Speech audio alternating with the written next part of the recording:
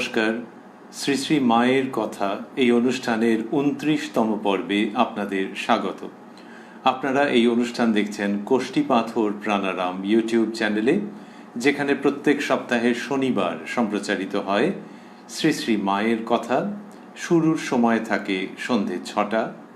আর Pranaram Bangla YouTube চ্যানেলে সপ্তাহের প্রত্যেক দিন সম্প্রচারিত হয় কথায় কথায় কথামৃত। শুরুর সময় থাকে রাত্রি ৯টা।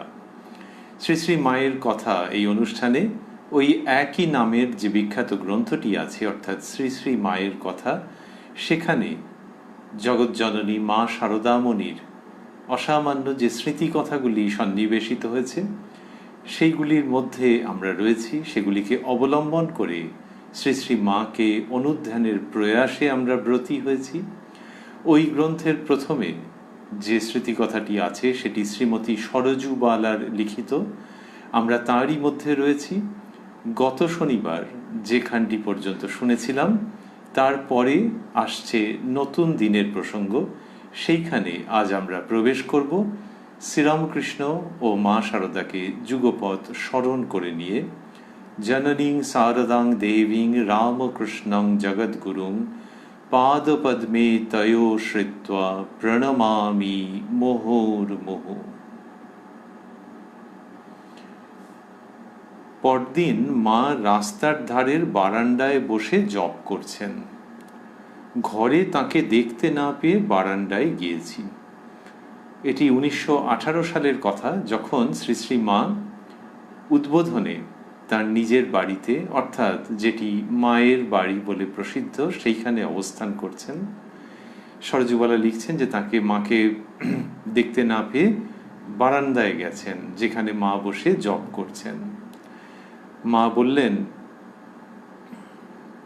কি গো এলে, বসো।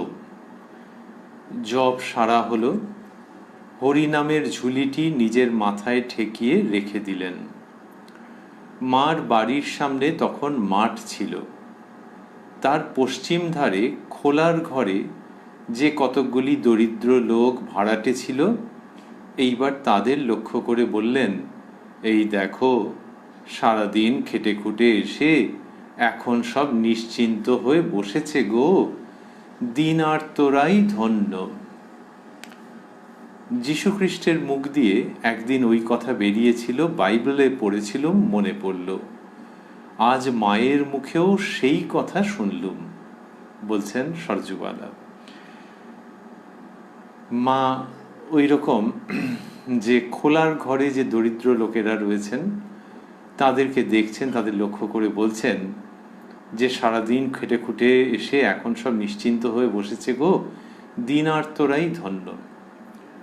এইবারে সরজুবালা বলছেন যে বাইবেলে পড়েছিলেন সেটি সম্ভবত ওই কমান্ডমেন্টসগুলির মধ্যে একটি, যেখানে আছে blessed are the poor in spirit, for theirs is the kingdom of heaven. এইটির সঙ্গে হয়তো সরজুবালা সাযুজ্য খুঁজে পেয়েছেন। মা যেটি বলছেন সেখানে কিন্তু একটু অন্যরকম ব্যঞ্জনাও রয়েছে, যে ওই যে মানুষগুলো খেটে খুটে নিশ্চিন্ত হয়ে বসেছে, মা বলছেন দিন আর্তরাই ধন্য। এর মধ্যে দিন এবং আর্তর সঙ্গে জিসাস ক্রাইস্টের ওই পুয়ার ইন স্পিরিট, সেই মানুষগুলির মিল আছে। আমরা মায়ের কথাতেই থাকব।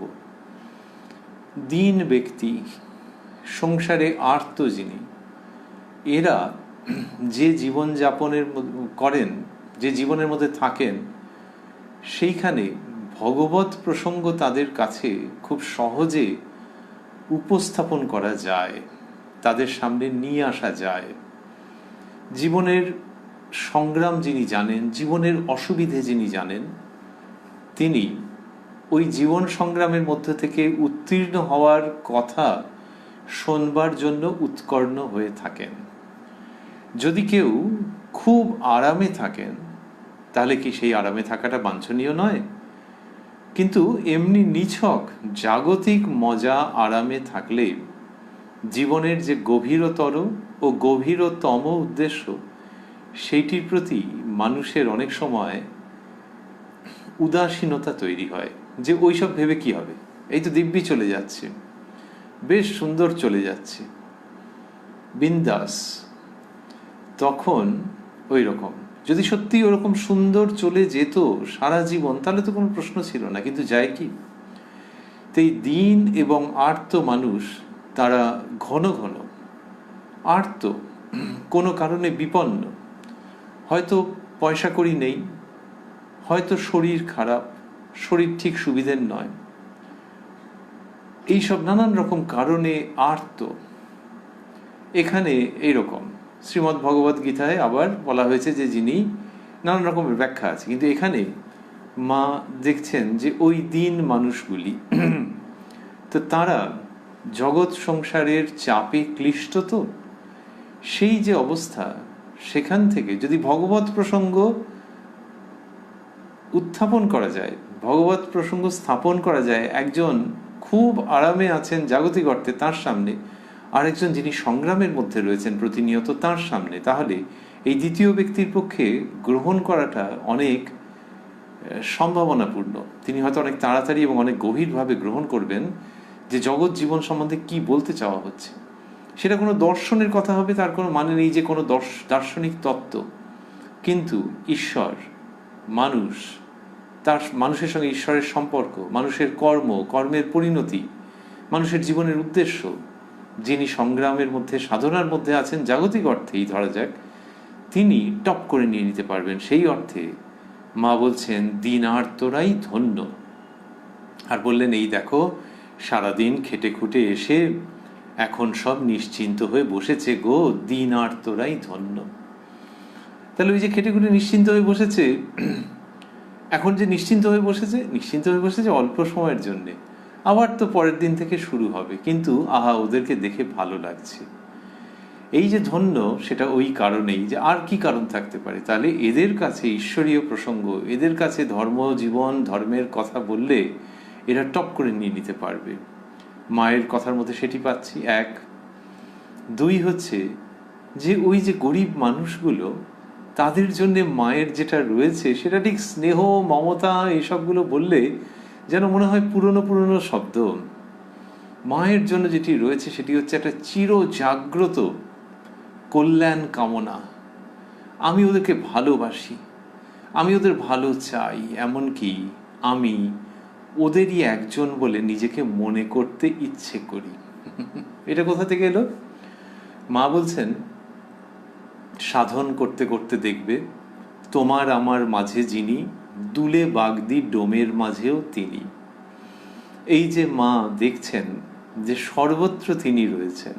এইবার যিনি কিনা একটা নামাবলী পড়েছেন হয়তো, বা একটি বেশ সুন্দর সাজের মধ্যে রয়েছেন, সাত্ত্বিক একটি পোশাক পরিধান করেছেন, তিনি ভগবত চিন্তা করছেন, আর কেউ ভাবছেন যে এর মধ্যে ভগবান আছে, চমৎকার।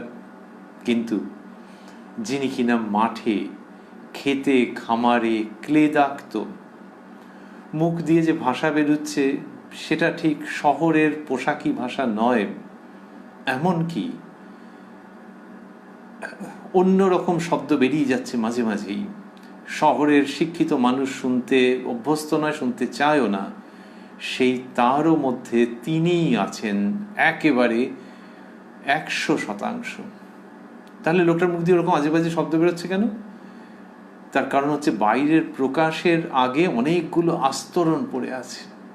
কিন্তু আস্তরণ সত্য নাকি ভেতরে যিনি আছেন তিনি সত্য? আস্তরণকে সরিয়ে দেওয়া যায়, সরিয়ে দিতে হয়, ভেতরে যিনি আছেন তাকে সরাতে যায় না, সরাতে ইচ্ছে করে না। তিনি অজর অমর। এই যে প্রান্তিক মানুষ, শ্রী শ্রী, এটা এখনকার ভাষা, শ্রী শ্রী মা বলছেন দুলে বাগদি ডোম, তাদের মধ্যে সেই তিনি আছেন যিনি সর্বত্র, মা সেরকমভাবে বলেননি, আরও পরিষ্কার করে, আরও হৃদয়ের কাছাকাছি বাক্যটিকে এবং বাণীটিকে উপস্থাপন করছেন। বলছেন তোমার আমার মাঝে যিনি। তার মানে ওই যে মানুষের মুখ দিয়ে কিরকম কিরকম ভাষা বেরোচ্ছে, পুরুষগুলো কিরকম, মেয়ে ছেলেগুলো কিরকম খাটছে, আর তাদের জীবনযাত্রা যে কিরকম, আমার মাঝে যিনি, তোমার মাঝে যিনি, সেই তিনি বাছা যেন যে ওদের মাঝেও আছেন। এই যে মা বলেন, তিনি এই পরিশ্রম করে আসা মানুষগুলো একটু জিরোতে বসেছে তাদের দেখে আনন্দ করছেন। ওই ভেতরের সত্তাকে দেখছেন, আর এরা সেই সত্তার খুব কাছাকাছি আছে, এদেরকে কেউ বলে না। স্বামীজি বলছেন যে ম্যাথর, মধ্যফরাস, এদের জন্য কে ভাবে বল? অথচ এদের মধ্যে অনন্ত তেজ আছে। স্বামীজি বলছেন ওই যে তেজ, শুদ্ধতার তেজ। মুখের ভাষা এমনিতে লোকে বলবে অশ্লীল, কিন্তু ভেতরের শুদ্ধতার জায়গায় তার বিচার কে করেছে? শুদ্ধতার জায়গায়, সততার জায়গায় ওই লোকটা এগিয়ে নাকি একজন কর্পোরেট সেক্টরের ম্যানেজার এগিয়ে, বলা খুব মুশকিল। তো ওই যে শ্রী শ্রী মা বলছেন, তার মানে কর্পোরেট সেক্টরের ম্যানেজার মানে তিনি খারাপ ব্যক্তি হবেন তা নয়, কিন্তু লেখাপড়ার সঙ্গে শুদ্ধতার সম্পর্ক পাওয়া যায় নাকি ওরকম কোনো সমীকরণ? শ্রী শ্রী মা যখন ওদেরকে দেখছেন, আর সেই শ্রী শ্রী মা যিনি বলছেন দুলে বাগদি ডোমের মাঝেও তিনি, তোমার আমার মাঝে যিনি, তখন বোঝা যায় যে এই যে দেখাটা, এই দেখাটা অন্য রকম। আর কি? আর হচ্ছে ওই যে সরজুবালা গেলেন, তো গিয়ে দেখছেন যে মা কোথায়, মা কোথায়?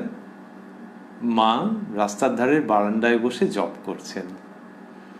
এইবার মা ওকে দেখে বলছেন, কি গো এলে, বসো। তার মানে কি, তাহলে জপের মাঝখান থেকে দুটো অর্থ হতে পারে। এক হচ্ছে যে তখন জপ হয়ে গেছে, আর একটা হচ্ছে যে মা যদি জপের মাঝখানেও বলেন তাহলে কি কোনো অসুবিধে হয়? তো তার যে জপের ধারা, সেটি কি কিছু তার দ্বারা বিচ্ছিন্ন হয়ে যায়? তা তো আর নয়। সুতরাং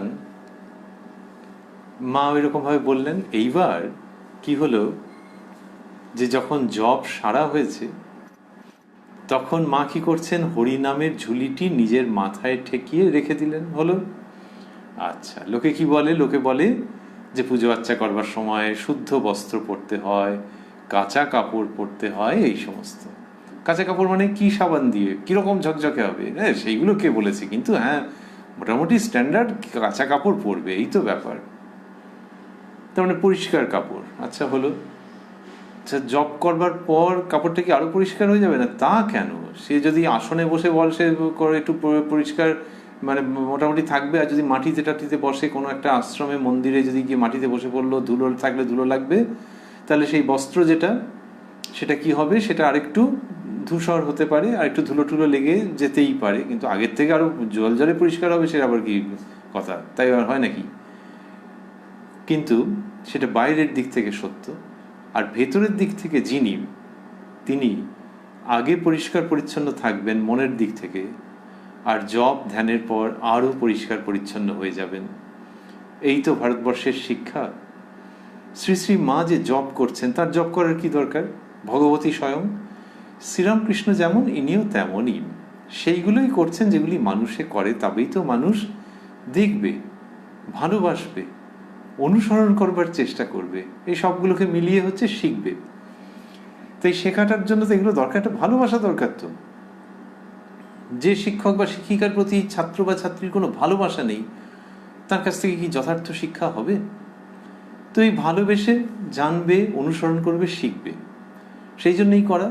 তো যেটা করছেন সেটা হচ্ছে ঠিক মানুষে ওই রকমই করবে, তবে তাঁরা যতটা পারবেন এরা কি ততটা পারবেন, কিন্তু ওই রকম। শ্রী শ্রী মা যখন জপ করছেন, করে তারপরে হরিনামের ঝুলি নিজের মাথায় ঠেকিয়ে রেখে দিচ্ছেন, তখন কোন একজন মানুষের জন্যে যদি একটি মডেল ভাবি যে এই রকম হতে হয় গো, তাহলে হচ্ছে যে হরিনামের ঝুলি, একাগ্র চিত্তে জপ, নিশ্চয়ই মা শুদ্ধ বস্ত্র পরেই জপ করছেন, পরিষ্কার পরিচ্ছন্ন, কিন্তু ওই জপের পরে, সাধনের পরে, ঈশ্বর অনুধ্যানের পরে মন কোন স্তরে চলে যাচ্ছে। আবারও ভাবছি যে মায়ের মনের আবার স্তরের ওঠানামা কি, কিন্তু তাদের তো এটা নরলীলা। সেইখানে যেগুলো করছেন সেগুলো প্রত্যেক মানুষের জীবনের প্রাসঙ্গিকতা বহন করে। তাই জপের পরে মন অন্যরকম হয়ে যাচ্ছে, মানুষের দিক থেকে যদি ভাবি যে জামা কাপড়ে একটু ধুলো লেগে গেছে, লাগুক না, মনের ধুলো খসে খসে পড়ে গেছে, মনের মলিনতা ধৌত হয়ে গেছে, মনের সীমাবদ্ধতা দূরীভূত হয়ে গেছে। মাকে দেখছি, মা বলছেন যে সামনের মাঠ, খোলার ঘরে কতগুলো দরিদ্র লোক, তাদের দেখে বলছেন, এই দেখো সারাদিন খেটে খুটে এসে এখন সব নিশ্চিন্ত হয়ে বসেছে গো, দিনার্তরাই ধন্য। তাদের জন্য এই যে অনুভূতি, এইটি জপ ধ্যানের পরে যখন আসছে, তখন পুনরায় স্মরণ করছি যে মায়ের সর্বাবস্থায় কিন্তু এই ক্রমটা যখন দেখছি, যে তিনি জপে বসেছেন আর জপের পরে এটি বলছেন, নিশ্চিত রূপে মানুষের জন্যে এই বাণী থাকছে যে তুমি বাঙালি হও, অবাঙালি হও, ভারতীয় হও, অভারতীয় হও, যে ধর্মের মধ্যেই থাকো না কেন, এই জপ, ধ্যান, একাগ্রতা, মনোনিবেশ, এগুলি হচ্ছে মানসিক শুদ্ধতার সাধন। এবং তারপরে যে মন, সেটা আগের মনের থেকে উন্নত হবে। ঠাকুর শ্রীরামকৃষ্ণ বলছেন যে এইসব করলে মন উদার হয়ে যায়। তাহলে সেই যে সকলের স্থান হচ্ছে উদার, সকলের জন্য সেখানে আহ্বান আছে, স্থান হচ্ছে, সকলের জন্য আকুতি আছে। আর গরিব মানুষ, যাদেরকে কেউ সাধারণভাবে মর্যাদা দিতে চায় না, অবজ্ঞা করে, তাদের জন্য যেন আরো উথলে উঠছে সেই ভাব। তাদের মধ্যে একটা ওই আধ্যাত্মিক সত্য প্রকাশ, সুষমা লক্ষ্য করছেন, দর্শন করছেন সেই ব্যক্তি যিনি ভগবানের পাদপদ্মে ছিলেন লীন হয়ে। শ্রীরামকৃষ্ণ বলছেন যে কৃষ্ণের যিনি সাধক, তিনি যখন একটা উচ্চতায় পৌঁছচ্ছেন তখন সর্বত্র কৃষ্ণময় দেখছেন। এই কৃষ্ণময় দেখলে সকলকে ভালোবাসতে ইচ্ছে করবে, সকলের মধ্যেই সেই সত্তা আছে ভেবে মন আনন্দে পরিপূর্ণ হয়ে যাবে। এবং বাইরের দিক থেকে সীমাবদ্ধ রয়েছে, ধুলোর আস্তরণ রয়েছে সেই মানুষগুলোর উপর, এটি যখন মনে হবে, তখন সেই আস্তরণ সরানোর জন্য সেই ব্যক্তি ব্যস্ত হয়ে যাবে। বলা হচ্ছে শৃঙ্খলিত আত্মা, যে ভেতরে তিনি রয়েছেন পরিষ্কার দেখতে পাওয়া যাচ্ছে। আর দেখো, শিক্ষার আলো ঠিক মতো পৌঁছয়নি, কেউ এদের বুঝিয়ে বলেনি, ওই জন্য পুরো আস্তরণ হয়ে রয়েছে সেই ধুলো। যিনি ঘর খুব পরিষ্কার পরিচ্ছন্ন রাখেন, তিনি যদি হঠাৎ দেখেন যে ওই শোকেসটার ওপরে, ওই টেবিল ল্যাম্পটার ওপরে কীরকম ধুলো পড়ে গেছে দেখিনি কদিন, তাড়াতাড়ি তাড়াতাড়ি করে সব এনে টেনে জিনিসপত্র এনে প্রথমে শুকনো করে ঝেড়ে তারপর একটু মুছে টুছে নিয়ে একদম ঝকঝকে তকতকে করবেন, কারণ তিনি সেরকম চান। যিনি ওই ওদের ভেতরে সেই পরমাত্মাকে দর্শন করবেন, সেই সত্য বস্তুকে দর্শন করবেন, অথচ দেখবেন যে বাইরে অনেকগুলো আবরণ পড়ে আছে, তিনি খুব ব্যস্ত হবেন যে আবরণ সরিয়ে দিয়ে যাতে ভেতরের সত্য বস্তুর বিকাশ হয়। সেই জন্যে শ্রীরামকৃষ্ণ দেহাবসানের আগে শ্রী শ্রী মাকে বলছেন যে কলকাতার লোকগুলো অন্ধকারে পোকার মতো কিলবিল করছে, তুমি তাদের দেখো। এই যে পোকার মতো কিলবিল করছে দেখে যিনি কষ্ট পাচ্ছেন, সেই শ্রীরামকৃষ্ণ কিন্তু আসলে ওই ভেতরের সত্তাকে দেখছেন আর বাইরের পুরো আস্তরণকে দেখছেন। দেখে ওইটার প্রকাশ হচ্ছে যে অন্ধকারে পোকার মতো কিলবিল করছে। এইবার মা জননী শারদামণি, তিনি বলছেন, শারদামণি দেবী তিনি বলছেন যে আমি মেয়ে মানুষ, আমি আর কি করতে পারি। তখন শ্রীরামকৃষ্ণ নিজের দেহকে নির্দেশ করে বলছেন যে না না, এ আর এমন কি করেছে, তোমাকে এর ঢের বেশি করতে হবে। ওই যে ঢের বেশি করতে হবে যে মাকে বলছেন, সেই মায়ের মধ্যে এইটা দেখা যাচ্ছে যে ওই জপ ধ্যানের পরেই এদের প্রসঙ্গ বলছেন এবং বলছেন দিনার্তরাই ধন্য। জপ ধ্যানের প্রসঙ্গে, জপ ধ্যানের পরে মানুষ এমনিতে কি ভাবে যে আরে বাবা উনি জপ ধ্যান করে এসছেন, এই তাড়াতাড়ি তাড়াতাড়ি একটু ফল টল কেটে দাও, ওর সঙ্গে বেশি কথাবার্তা বলা যাবে না, এটা ওটা। যে ঈশ্বরীয় জগতে রয়েছেন, নিশ্চয়ই ঈশ্বরীয় ভাবে থাকবেন তিনি, কিন্তু তার মনটাতে ওই মনের বিস্তার হয়ে যাবে, মনের মধ্যে আরো আরো আরো আরো মানুষের জন্য জায়গা হয়ে যাবে।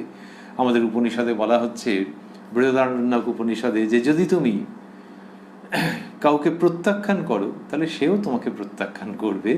এরকম বলছে, যদি তুমি অমুক শ্রেণীর মানুষকে প্রত্যাখ্যান করো, অমুক শ্রেণীর মানুষ তোমাকে প্রত্যাখ্যান করবে। তুমি যদি জগৎকে প্রত্যাখ্যান করো, জগৎ তোমাকে প্রত্যাখ্যান করবে। এই নিয়ম বিজ্ঞানের দিক থেকে যে আঘাত ও প্রত্যাঘাত।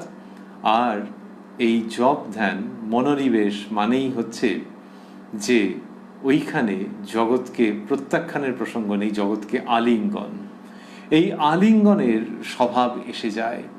যদি কেউ বলেন যে আচ্ছা তাহলে তো সে তার মধ্যে কত বাজে বাজে লোক থাকতে পারে, হ্যাঁ নিশ্চয়ই। ওই যে শ্রীরামকৃষ্ণ বললেন যে অন্ধকারে পোকার মতো কিলবিল করছে, তা বাজে বাজে লোক তুমি ছোট বয়সে জ্ঞান হতেও বলেছিলে, আর এখন বৃদ্ধ বয়সেও বলছো বাজে বাজে লোক, তার লোকগুলো কেমন রইলো জানি না, কিন্তু তুমি একই রকম রয়ে গেলে উন্নতি আর হলো কোথায়? তাহলে ওই বাজে বাজে লোক, তার মধ্যে ভালো ভালো মণিমুক্ত খুঁজে বার করা, সেগুলো সন্ধান পাওয়া, সেগুলো সম্পর্কে নিশ্চিত হওয়া, সেইটাই তো মানব জীবনের আধ্যাত্মিক উন্নতির অন্যতম অঙ্গলক্ষণ।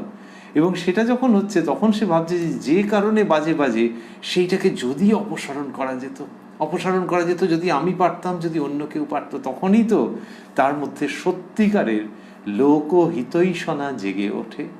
তো শ্রী শ্রী শ্রী মা জপের পরে এই কথাগুলি বললেন, আর বললেন দীনার্তরাই ধন্য।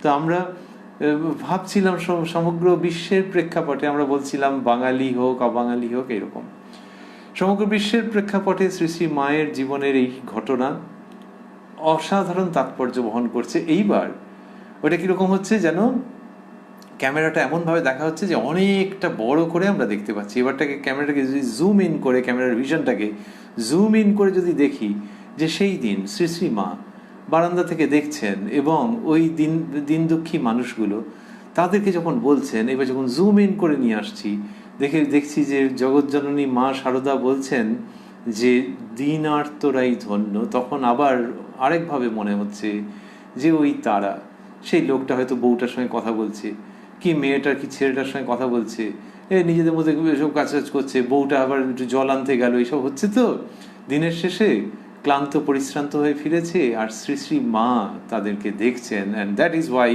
ডেফিনেটলি সেই দিনার্তরা ধন্য। সেই দিনের সেই স্থান, সেই কাল, সেই পাত্র, সেখানে যদি ভাবি যে তারা হয়তো মাকে দেখতে পাননি, কিন্তু মা তাদের দেখছেন, মা তাদের ভাবছেন। সুতরাং বৃহৎ প্রেক্ষাপটে তো সত্য বটেই, আবার এইখানকার সুনির্দিষ্ট প্রেক্ষাপটেও দীনার্তরা ধন্য ধন্য ধন্য। একটু পরে মা বললেন চলো ঘরে যাই। বউ নিচে বিছানা করে রেখেছিল, এসে শুলেন। বউ মানে এর কথা মাঝে মাঝে ঘুরে ফিরে আসে, সম্ভবত ইনি নবাসনের বউ মন্দাকিনী রায়। নবাসন জায়গাটি হচ্ছে গোঘাট থানার অন্তর্গত। ওইখানে মন্দাকিনী রায়, তিনি বিধবা নিঃসন্তান মানুষ, শ্রী শ্রী মায়ের দীক্ষিত সন্তান, এবং মায়ের কাছে থেকে দীর্ঘকাল মায়ের সেবা করেছেন, সেটি কলকাতায় হোক দেশে হোক। তো তার কথা আসছে, এবং সরজুবালা লিখছেন বউ নিচে বিছানা করে রেখেছিল, এসে শুলেন।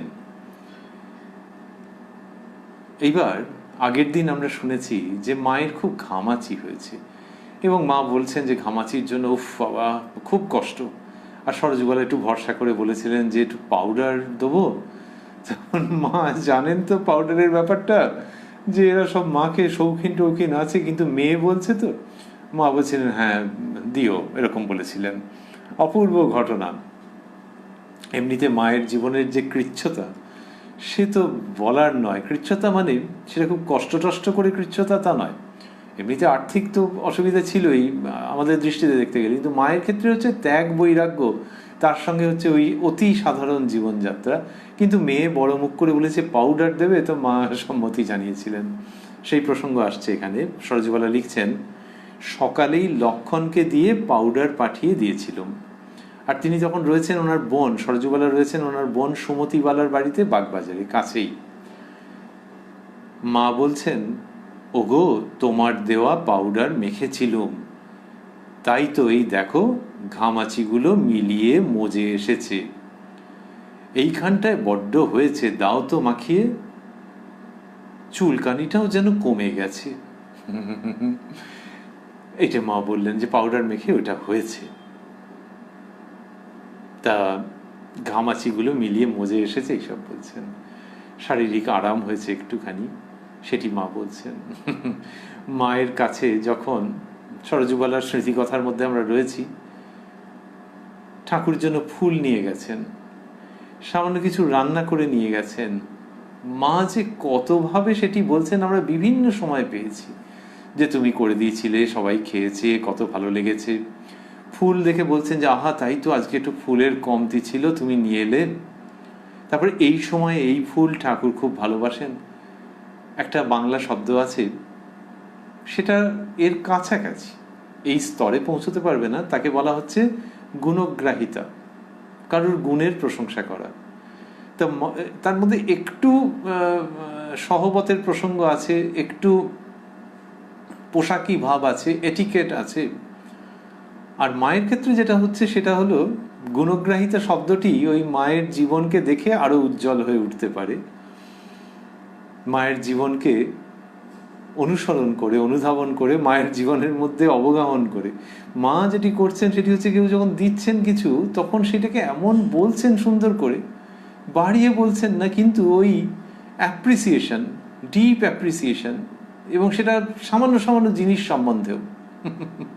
লোকে অনেক সময় পারে না, কেউ হয়তো এটা দিয়েছে মন থেকে, বলে কিছুই বললো না সে, অথবা একবার কথা উঠলো তখন বললো হ্যাঁ হ্যাঁ তুমি দিয়েছিলে বেশ ভালো, অথচ হয়তো বেশ ভালো লেগেছে কিন্তু বললো না। তা সে যে ব্যক্তি দিচ্ছে তার মনের মধ্যে সে যাই হোক হলো।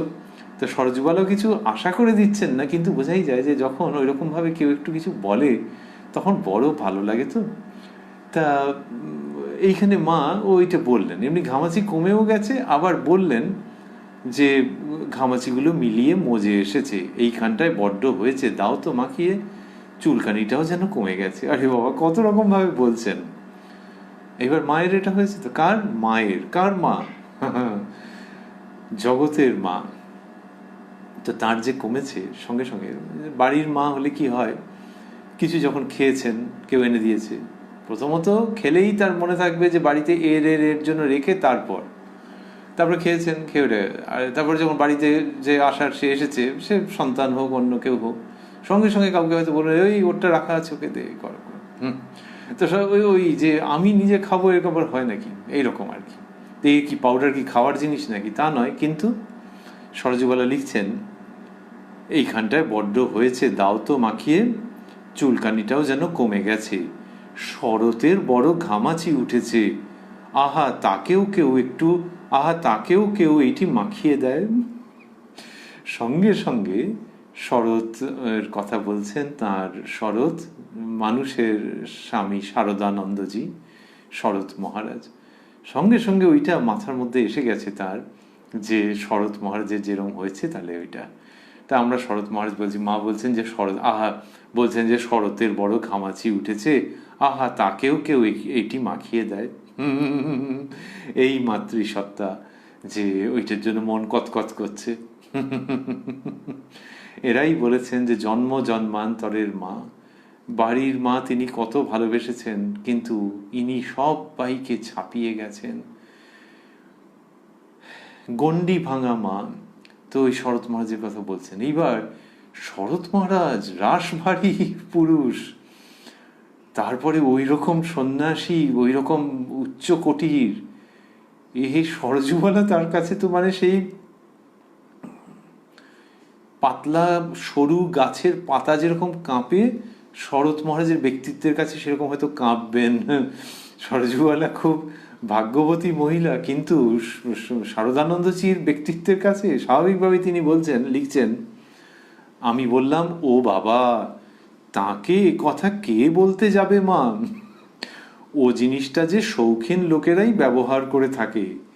মা শুনে হাসতে লাগলেন। তো সরজুবালা বলছেন এই পাউডারের কথা শরৎ মাঝকে বলবো কি করে, মা শুনে হাসছেন। এইখান পর্যন্ত এই প্রসঙ্গটি রয়েছে, কিন্তু আমাদের মনে হয় যে মা যেখানে বলেছেন, সরজুবালা হয়তো কিছু না কিছু একটা প্রযত্ন করেছেন, কোনো পুরুষ ভক্তকে দিয়ে অ্যাপ্রোচ করে কিছু না কিছু একটা করেছেন বলে আমাদের ভাবতে ইচ্ছে যায়। আর শারদানন্দজি গ্রহণ করেছেন কিনা আমরা বলতে পারবো না, কারণ তার কাছে আমরাও পাতার মতো কাঁপতে আরম্ভ করব।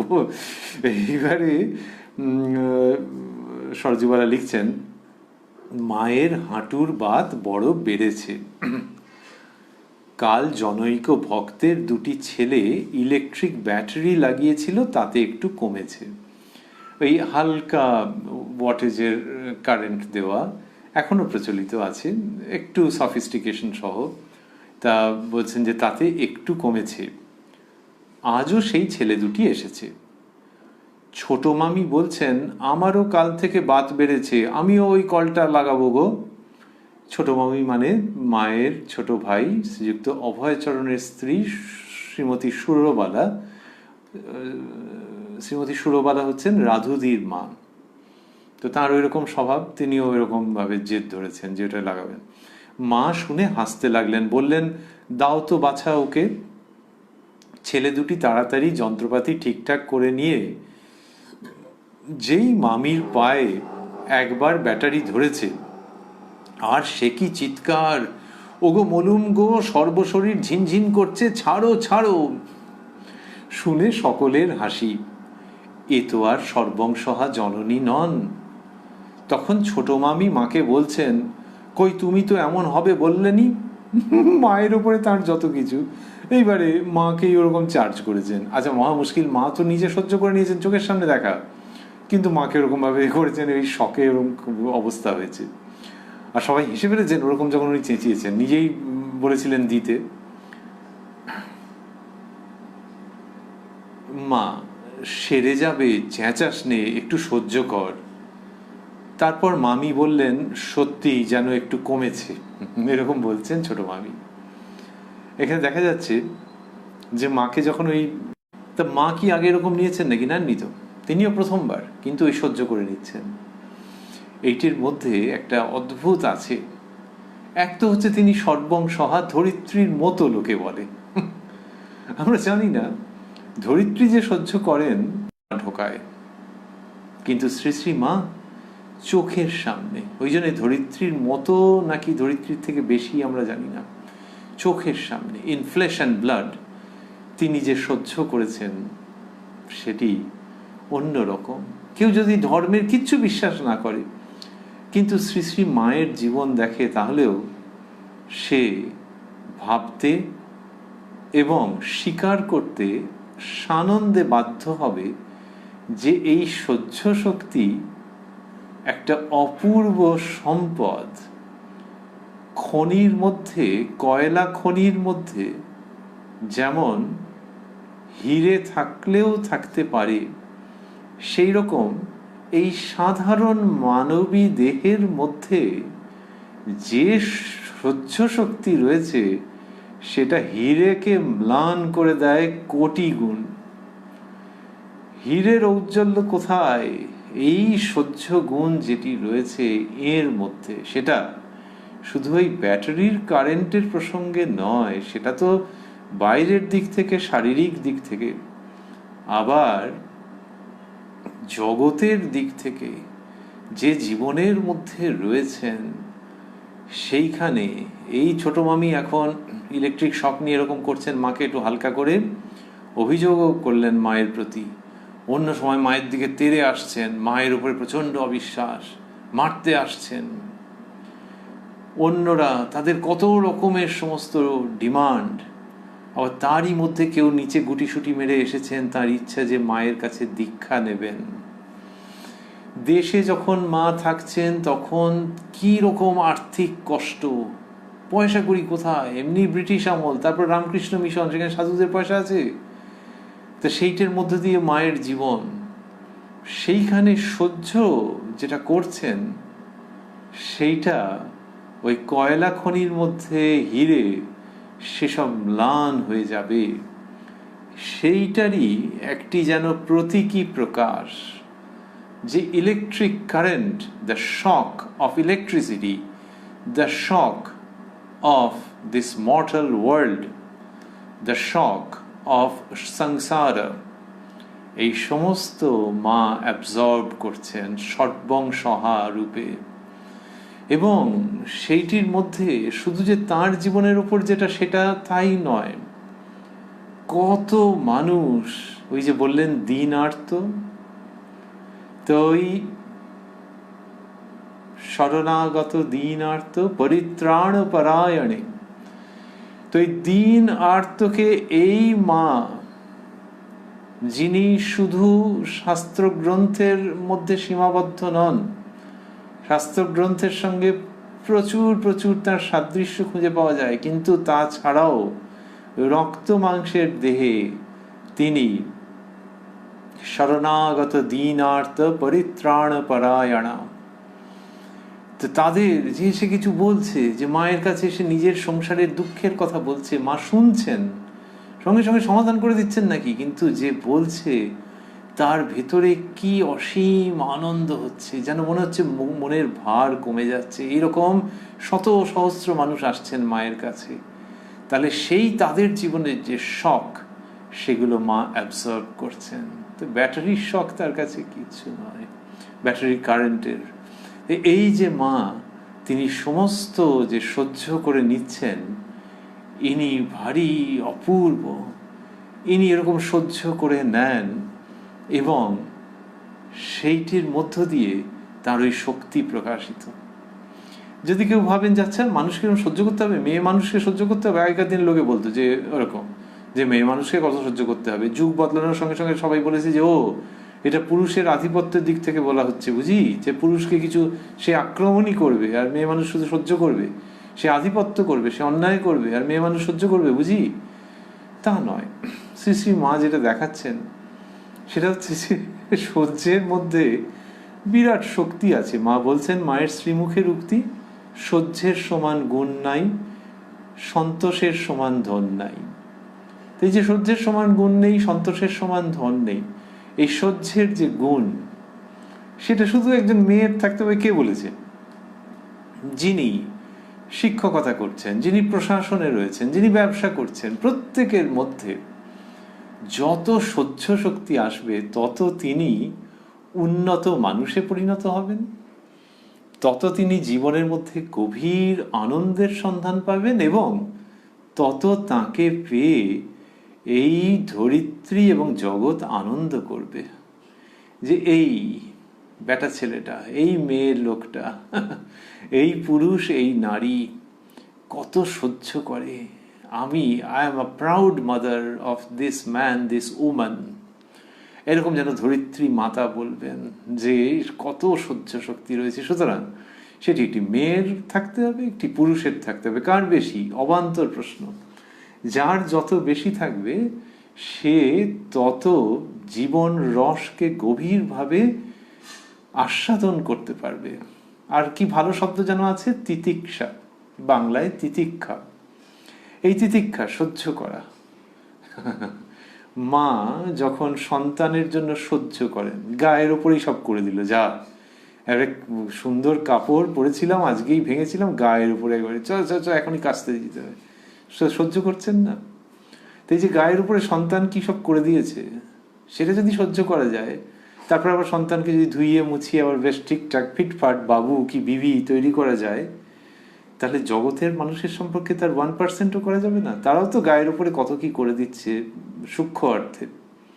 শ্রী শ্রী মা বলছেন, ছেলে যদি ধুলো কাদা মাখে, আমাকেই তো ঝেড়ে ঝুড়ে কোলে তুলে নিতে হবে। ওই জন্যই তিনি জগৎ জননী, এবং তিনি জগতের মানুষের কাছে দৃষ্টান্ত রাখছেন তো শুধু নিজের জীবনকে দেখানোর জন্য নাকি, তার জীবন দেখে মানুষ সেটা শিখছে, মানুষ সেই বাণীকে নিজের অন্তরে গ্রহণ করছে যে ওই সহ্য করা।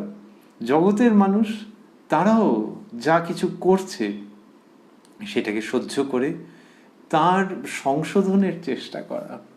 নিজের সন্তানের জন্য যেটা হবে সেটা অন্যের জন্য না, অতটা হবে না, হয়তো হলে ভালো, কিন্তু সেই প্রয়াস শুরু হোক, সেইখানে সহ্য। এই যে সহ্য করা, এইটা বিজ্ঞানের নিয়মকে ব্যর্থ করে দিচ্ছে। তার দ্বারা বিজ্ঞান খাটো হচ্ছে না, কিন্তু পুরো প্রসঙ্গটি আনন্দের, যে কোনো ক্রিয়ারই সমান প্রতিক্রিয়া আছে, এটা মানুষের জীবনে হবে না।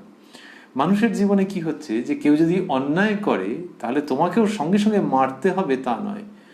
ওই ব্যক্তি অন্যায় করলে কর্মফলের দিক থেকে ওর কি হবে সেটা অন্য প্রসঙ্গ, কিন্তু যার প্রতি অন্যায় করলো সেও সঙ্গে সঙ্গে যদি মেরে দেয় একটা ধমাস করে, যে ক্রিয়া দিলাম সমান সমান প্রতিক্রিয়া, তাহলে ভুল হবে। দিতে পারে, কিন্তু যখন দেওয়াটা বন্ধ হবে তখন ওই বিজ্ঞান ভুল হবে এবং মানব ধর্ম বিজ্ঞান সফল, সার্থক, সুন্দর হয়ে উঠবে। শ্রী শ্রী মা সেইটির মূর্ত দৃষ্টান্তস্থল। যে আঘাত আসুক কিন্তু প্রত্যাঘাত নয়, এইটা শিখতে শিখতে চলো বড় হয়ে ওঠো। তো তাই বলে কেউ কিছু মুড়িয়ে খেতে এলে কচরমচর করে খেয়ে ফেলবে তখনও প্রত্যাঘাত নয়, তার উত্তর হচ্ছে তা কেন? সেটা কোনো যদি ব্যতিক্রমী ক্ষেত্রে হয়, ওই তো তার জীবন দেবতা বলে গেছেন যে তখন ফোঁস করতে হয়, ভয় দেখাতে হয়, এই খুব সাবধান, কিন্তু বিষ ঢালতে নাই। তো সেটা কি সারাদিন রাত ওরকম হবে নাকি যে কেউ একদম মাথা মুড়িয়ে খেতে আসছে? তা তো নয়। সুতরাং ওটা ব্যতিক্রম। অন্য ক্ষেত্রে মানুষ কত সামান্য কারণে বিচলিত হয়ে যায়, আহত বোধ করে, অপমানিত বোধ করে, হার্ট হয়ে যায়। এবার ইংরেজির দিকে যদি আসি, স্ট্রেসড হয়ে যায়, আরও আছে ট্রমাটাইজড হয়ে যায়। আরে মহা মুশকিল, সামান্য সামান্য কারণে এরকম হলো। অন্যরকম খুব বেশি রকম হলে সেটা আলাদা, না হওয়াই বাঞ্ছনীয়, কিন্তু সামান্য সামান্য কারণে লোকে এরকম হলো না, সেইখানে সে সহ্য করবে। সে অনেক কিছু সহ্য করবে যে আরেকজন মানুষ, তার মানসিক অবস্থাটা ওই রকম নয়, সুতরাং সে আঘাত করেছে, কটু কথা বলেছে, চুপ করে থাকা, সহ্য করা। যেখানে প্রত্যাঘাত দেওয়া যায় তৃতীয় সূত্র অনুযায়ী, সেইখানে অধ্যাত্ম সূত্র অনুযায়ী চুপ করে থাকা, প্রত্যাঘাত না করা, সহনাং সর্ব দুঃখানাং অপ্রতিকার পূর্বকম, এই হচ্ছে তিতিক্ষার লক্ষণ বলা হচ্ছে। লক্ষণ যে সমস্ত দুঃখ মানে ওই সমস্ত আঘাত, প্রতিকারের চেষ্টা ভিন্ন, প্রতিকারের চেষ্টা ব্যতি রেখে সহন করে নেওয়া, সহ্য করে নেওয়া, ওগো এর জন্য একটা নাম আছে। যেমন কেউ বলে যে রেসে যখন ফার্স্ট হলে ওই যে মেডেল, দাঁড়াও দাঁড়াও দাঁড়াও, ভিক্টরি স্ট্যান্ডে দাঁড়াও, আরেকজন গণ্যমান্য ব্যক্তি এসে গলায় পরিয়ে দিলেন এই মেডেল, এটা ফার্স্ট যে হবে তার মেডেল, আগে ছবিতে দেখেছো, এখন এই নাও তোমার গলায়। তেমনি ভারতবর্ষের অধ্যাত্ম আদর্শ ওই মেডেল পরিয়ে দেয় যে এই তিতিক্ষা বাবা তোমার এসে গেছে, ওই তিতিক্ষার মেডেল। এটা কোনো জাগতিক লোক দেখানোর জন্য নয়, জাগতিক পরাক্রমের দেখানোর জন্য নয়, কিন্তু এই মেডেল যেটা জাগতিক মেডেলের থেকে অনেক বেশি, তিতিক্ষা। এবং সেই জন্য ওই যে মেডেল তার আছে কত ক্যারেট, কত কি কি দিয়ে তৈরি, আর এই মেডেলের মধ্যে কি আছে, কি লক্ষণ দেখে এই মেডেল দেওয়া হচ্ছে, ওই সহনাং সর্বদুঃখানাং অপ্রতিকার পূর্বকম, প্রতিকার না করে সমস্ত দুঃখ যে সহন করে, ভারতবর্ষের আদর্শ তাকে এই মেডেলটা দেয়, বলে যে এর মধ্যে তিতিক্ষা এসে গেছে, এর তিতিক্ষা আছে। শ্রী শ্রী মা সেই তিতিক্ষা শেখাচ্ছেন। তিনি এটা তার একটা যেন প্রতীকী ঘটনা, যে ব্যাটারি শক, পায়ের আরাম হবে বলে নিয়েছেন, কিন্তু আরাম তো যদি হলো তো হতো, ছোট মামি এরম চেঁচিয়ে উঠলেন কেন, আরামের পরের কথা। কিন্তু ওই যে আর লেখাও আছে যে তাতে একটু কমেছে, বা বাতের ব্যথা একটু কমেছে, কিন্তু এই 1918 কি পুরোপুরি কমে গেছে নাকি? মোটেও নয়, তারপরেও ছিল। কিন্তু ওই যে শখ, সেইটাতে মা কিছু বলেননি। ছোট মামি বলছে তুমি তো কিছু বললেনি। মায়ের স্বভাবের মধ্যেই এইটি রয়েছে যে তিনি ওটা সহ্য করে নিচ্ছেন, অ্যাবজর্ব করে নিচ্ছেন। সেইটা এই ঘটনার মধ্যে পাচ্ছি প্রতীকী রূপে। পাশাপাশি আরও পাচ্ছি, সেটি হলো মায়ের অপূর্ব আধুনিকতা। যে ওই ব্যাটারি, কারেন্ট, এইসব জয়রামবাটিতে তিনি দেখেছেন, না কামারপুকুরে দেখেছেন, না কোয়ালপাড়ায় দেখেছেন, না বদনগঞ্জে দেখেছেন, কলকাতায় এই সমস্ত ব্যাপার। কিন্তু মা ওই যে ওইটাকে নিচ্ছেন, এর মধ্যে একটা অপূর্ব আধুনিকতার বোধ আছে। যে যখন কেউ আধুনিক থাকেন তখন তিনি অনেক নতুন নতুন জিনিসকে গ্রহণ করে নিতে পারেন, যে ও আচ্ছা আচ্ছা আচ্ছা এটা একালে নিতে হবে, সুতরাং এটা বুঝে নেওয়া হলো, এরকম এরকম এরকম এরকম বুঝে নেওয়া হলো। সাধু সন্ন্যাসীদের মধ্যে অনেক দেখতে পাওয়া যায় যে ধরা যাক রামকৃষ্ণ ভাবমণ্ডলে আছেন একজন সন্ন্যাসিনী, তিনি টুকটুক টুকটুক করে অনেকগুলো জিনিস বুঝে নিয়েছেন।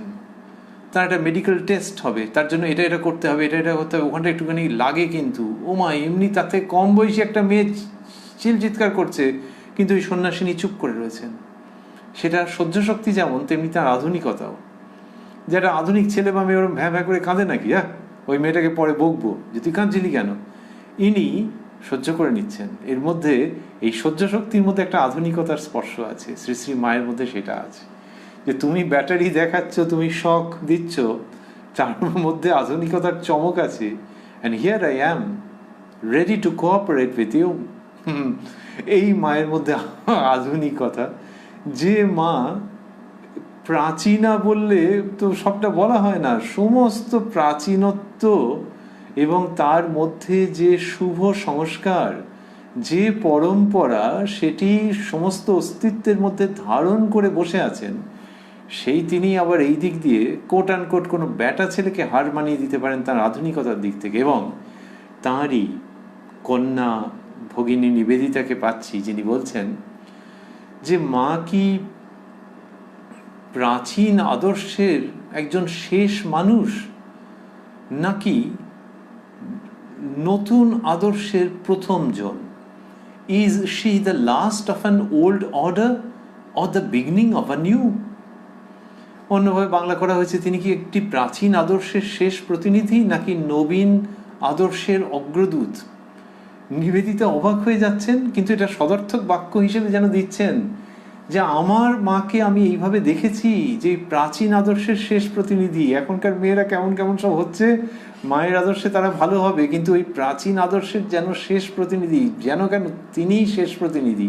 আবার যেন একটা আধুনিকা মেয়ের মধ্যে যে গুণ থাকতে হয় সেটা ওর মধ্যে আছে বললে কম হয়, ওর কাছ থেকে একটা আধুনিকা মেয়ের শেখাও দরকার।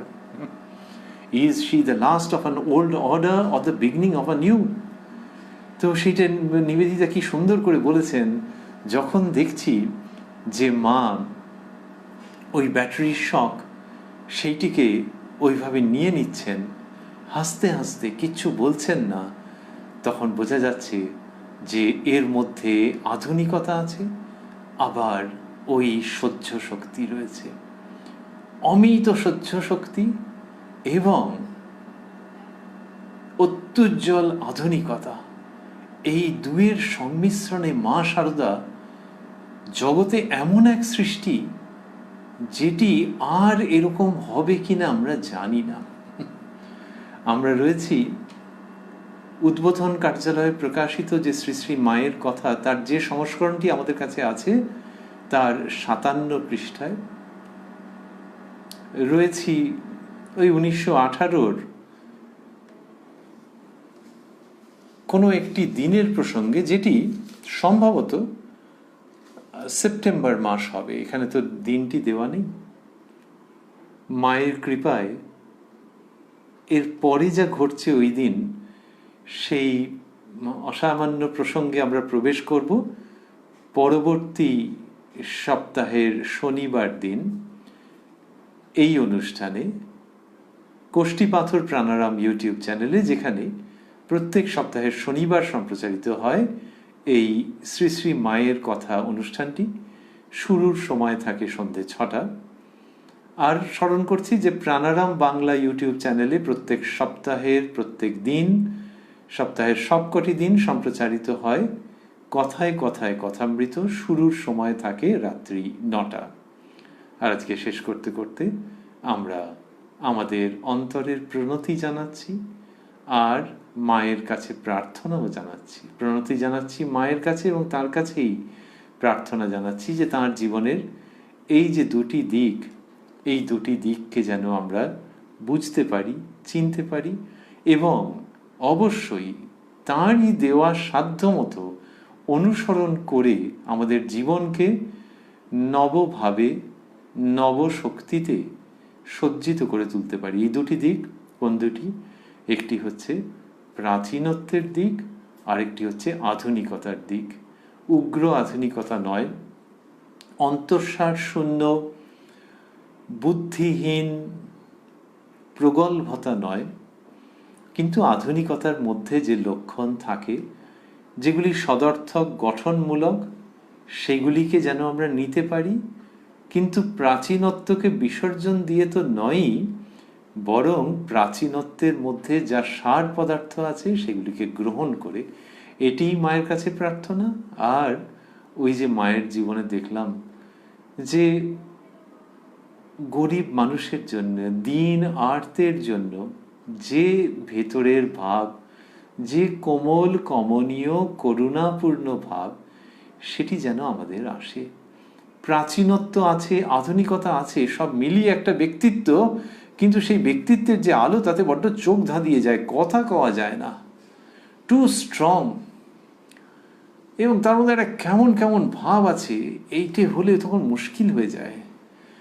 যে শ্রীরামকৃষ্ণ বলছেন যে পণ্ডিত অনেক আছে, কিন্তু পাণ্ডিত্যের সঙ্গে বিচার, বিবেক, বৈরাগ্য এইসব থাকতে হবে। তো তো সেই প্রাচীনত্ব এবং আধুনিকতা মিলিয়ে একটা আলোকোজ্জ্বল চরিত্র, এবং সেই আলোটা খুব স্নিগ্ধ আলো, এইটি যেন মায়ের কৃপায় হয়। যে মা ওই জব সেরে উঠে তারপরে গরিব গুরব পুরুষ নারীদের দেখে ওই রকম একটি করুণা মিশ্রিত উক্তি করলেন। সুতরাং আজকে শ্রী শ্রী মায়ের কথা সমাপন করতে করতে, সেই অনুধ্যান সমাপন করতে করতে আমরা মায়ের শ্রীচরণে পুনরায় ওই প্রাচীনত্ব, এই আধুনিকতা এবং দুটির সংমিশ্রণে সাধারণ মানুষ, অতি নিম্ন শ্রেণীর মানুষ, সর্বশ্রেণীর মানুষের জন্যে আকুল করা,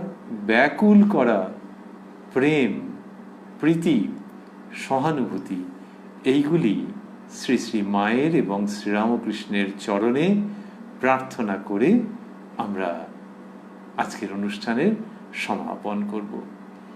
ওং জননীং শারদাং দেবীং রামকৃষ্ণং জগদ্গুরুং পাদপদ্মে তয়োশ্রিত্বা প্রণমামি মুহুর্মুহুঃ।